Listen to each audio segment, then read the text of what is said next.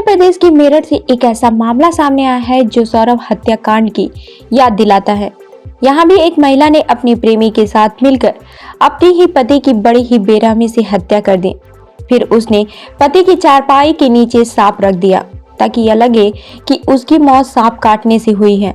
यह कहानी एक बार फिर से यह दिखाती है कि लोग अपनी गहरी साजिशों को छिपाने के लिए किस हद तक जा सकते हैं। किसी भी घटना में सबसे ज्यादा जो चीज हैरान करती है वह है उसका मकसद और तरीका। इस बार भी ऐसा हुआ है। मेरठ के बहसुमा थाना क्षेत्र में एक महिला ने अपने पति को मारने के लिए न केवल साजिश रची बल्कि उसे जान से मारने के बाद भी एक झूठी कहानी बनाई।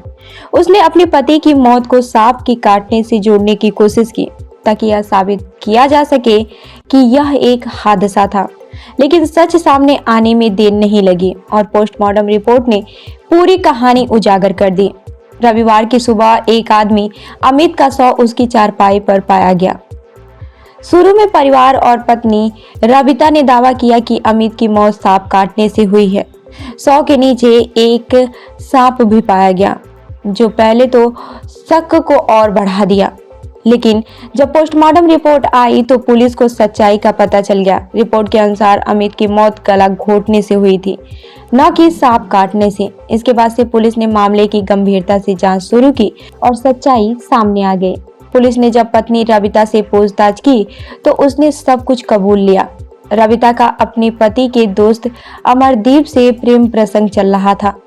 जब अमित को इस बारे में पता चला तो घर में झगड़े होने लगे। धीरे धीरे यह झगड़ा इतना बढ़ता गया कि रविता और अमरदीप ने मिलकर एक साजिश रची ताकि अमित को रास्ते से हटा दिया जाए।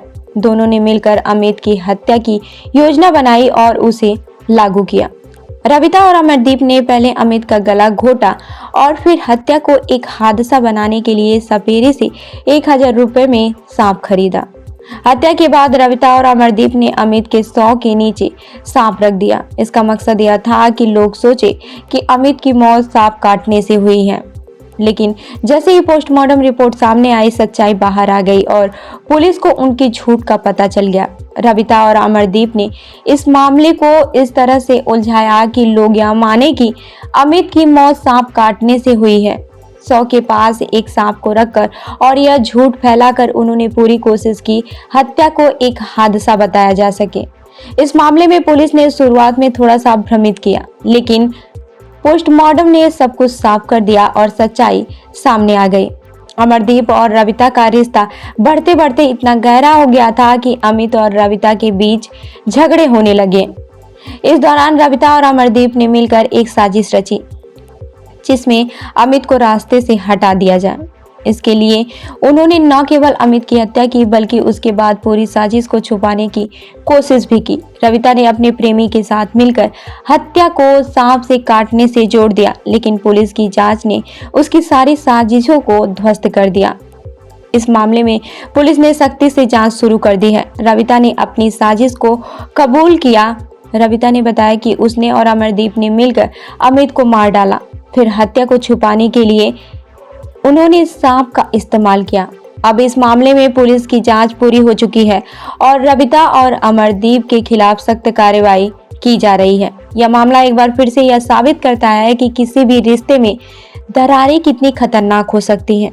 जब दिल में गलतफहमियां और घृणा बढ़ जाती है तो इंसान किस हद तक जा सकता है यह किसी से छिपा नहीं है।